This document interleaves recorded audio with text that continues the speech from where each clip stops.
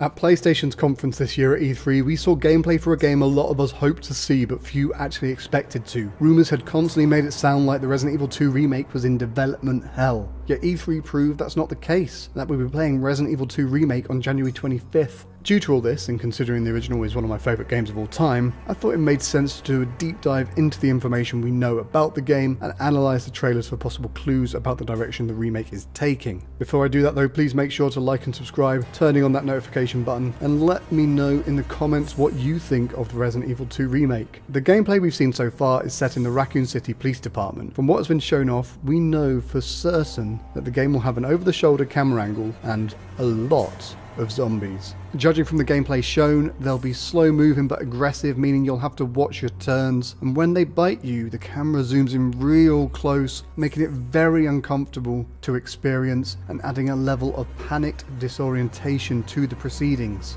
Corridors feel claustrophobic, and it definitely seems like a nice balance between the 4 onwards Resident Evil games and the originals in terms of action and horror. From some of the gameplay we've seen, we also know boarding up windows with wooden boards that you find can be done, although boards are limited so you'll have to be tactical. Barricading is obviously something we've seen a bit in the series before, but it sounds like in 2 there will be much more to barricading, and it can affect how populated routes are by zombies. Leon and Claire will still have separate campaigns, although there won't be an A and B campaign as we saw in the original PlayStation version. Obviously this will disappoint long-time series fans, but at least the arguments about what is canon should become much simpler. From the complete demo playthrough that we've seen, it seems there will still be crossover moments, which should be fun. We also know from the announcement press release that gameplay modes from the original game will make an appearance. In an interview with Trusted Reviews, Resident Evil 2's producer confirmed via a translator that the 4th Survivor and Tofu modes will be in the game. Whether we'll also see a return of Extreme Battle Mode and other things from the various versions of the original game, we'll have to wait and see. Obviously in terms of graphics and everything, we know it's running on the RE engine, and you can expect the gore to look as unsettling as it did in Resident Evil 7, with an intense realism to everything. Some snippets of gameplay have also shown limb destruction similar to what we saw of the molded in Resident Evil 7, but it looks even more gruesome on a human-like zombie. The game is changing the location of enemies and items and mixing up the layout too. In fact, from shots we've seen of the exterior of the RPD, it seems there may even be extra floors to explore. The developers did confirm that new areas will be in the game, and we did see that in the gameplay we saw, so it'll be exciting to see what else is new.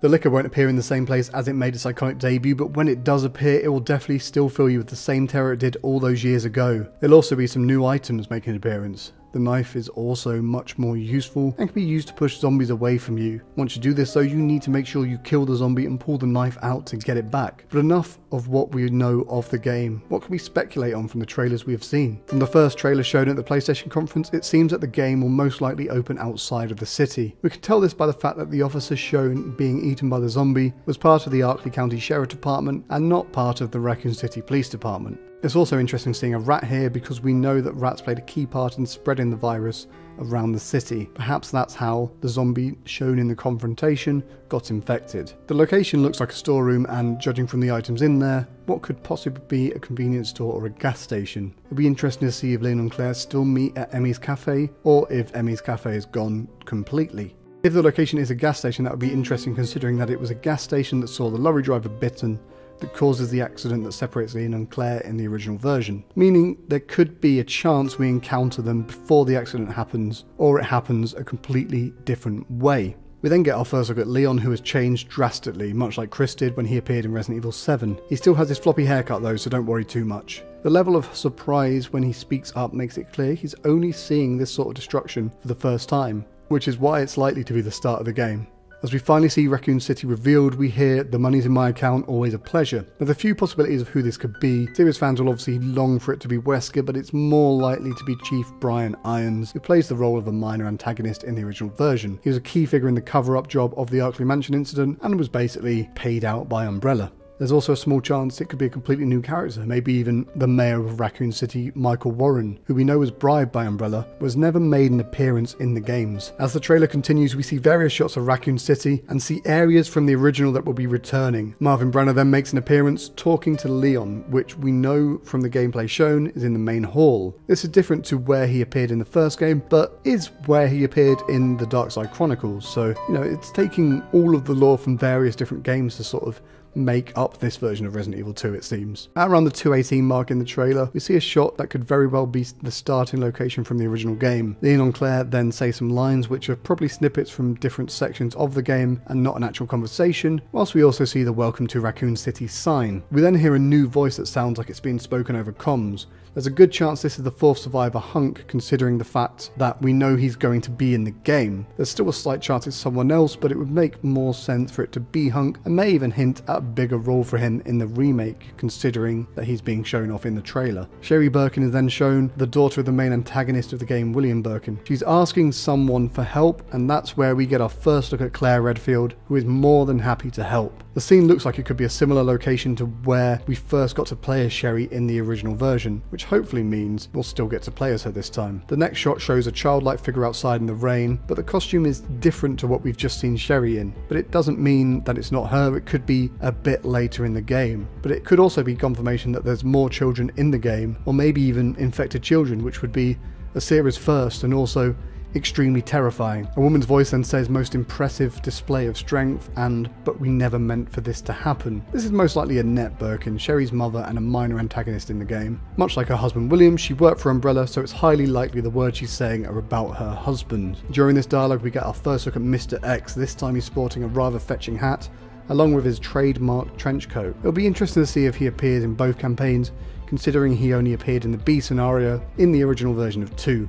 We also see Michael Warren's daughter lying unconscious on a desk, which is most likely Chief Irons. She's not bloodied by the looks of things, so there's a chance she might not actually be dead when you encounter her in the remake, although there's every chance she still is. Alika then brutally kills someone in the corridor, whilst a statue in the main hall of the police station is shown bleeding for some reason. We get a few more shots, including a better look at the liquor, and then the mysterious figure of a woman that is almost definitely Ada Wong, considering it looks like it's in the underground parking garage, which is the area that Leon first meets her. The trailer isn't quite over at this point, even though you might think it is, and we see rapid cuts of Mr. X going after Claire before a giant claw bursts through its chest, and we get our first look at a mutated William Birkin looking as gruesome as you want him to be. As I mentioned before with Mr. X, it'll be interesting to see if he does appear in both campaigns, or if it is just going to be Claire that he stalks. And that's the first trailer broken down for you. Before we move on to the next one, if you haven't already, please make sure to like and subscribe and let us know in the comments what you think is going to happen in the Resident Evil 2 remake. Okay, caught your breath? Let's jump in to the second trailer. The trailer starts with Leon saying, "This is not how I imagine my first day," and then we see a wider shot of the RPD entrance than we've seen before, which shows it looking much more chaotic than it did in the original. A huge selection of quick cuts then occur that show what looks like Leon driving in the rain and then standing outside a shop. Inside the shop is a store clerk that is bleeding badly and pointing Leon towards somewhere. Most likely the back room we saw at the start of the first trailer. We then see a sign that's saying North Raccoon City, which helps us know the direction Leon entered the city at least. A shot of the Umbrella logo is then shown, and then finally we see a shot of the iconic Resident Evil 2 eye as we zoom back in and see the RPD main hall in all its glory. And all of this has happened in 11 seconds, by the way. There are a lot of cuts. The new look main hall is quite exciting to look at, with a lot of changes, and most importantly a typewriter can be seen. We know from the demos that you can save using them, and it'll be interesting to see if some difficulty levels add ink ribbons to the game as well. A pre-recorded emergency message begins playing, advising people to take shelter at the Raccoon City police station. The city is shown in disarray with destruction everywhere, and I already can't wait to explore it. After the broadcast stops, we see Leon in a store again saying that something's not right as he pushes forward. We then see the scene from the first trailer play out, with the cop getting killed by the zombie. It helps paint a picture of how Leon's story is going to start, him driving into town, stopping off at a shop and trying to be the good cop that he is and help people in need. Somewhere along the way he meets Claire and they head into the city together. The fact we see Leon shoot the zombie that kills the cop helps to back up my gut feeling that the gameplay portion of the game will start outside the city. We see a few more shots and then see Leon overwhelmed by zombies in what is most likely a death animation. It's intense and terrifying and is everything you want to see from the series. It really seems the zombies are back and better than ever. The fact that they are able to double up on you means that you'll have to play the game much more tactically and not just eat a bite thinking you'll be able to avoid the rest. A very brief shot then shows Leon and Claire talking with a gate separating them, and a helicopter explodes behind Leon. We see a shot of him looking at it. If this is the same helicopter that crashes in the original that prevents access to Chief Irons' office, this is extremely interesting. The A scenario never sees the helicopter actually crash, so it could be proof that there are elements from both scenarios that will happen for both characters. Some atmospheric shots are shown, including a Licker running across the outside of a window, and interestingly, a hidden passage is shown below the statue in the main hall. This appeared in the Desperate Times campaign in Outbreak File 2, and it'll be interesting to see if some other areas from the Outbreak games make it into the Resident Evil 2 remake. I've really got my fingers crossed for the zoo and the hospital.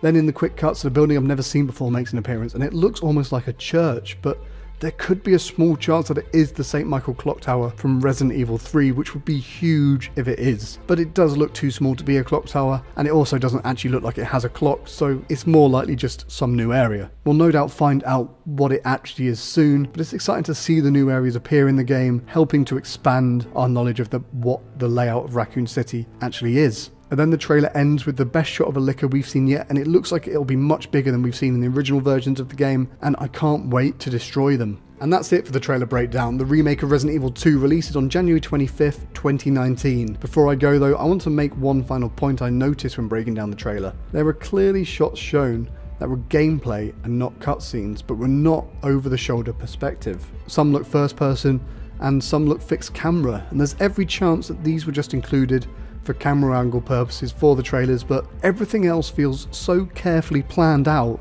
it's hard to believe that this is just a throwaway shot, but who knows, well, hopefully we will at some point before the release of the game. Please do make sure to like and subscribe if you haven't already, and why not have a chat about Resident Evil in the comments below. But until next time, I've been Brett from GameByte, you've been wonderful, goodbye.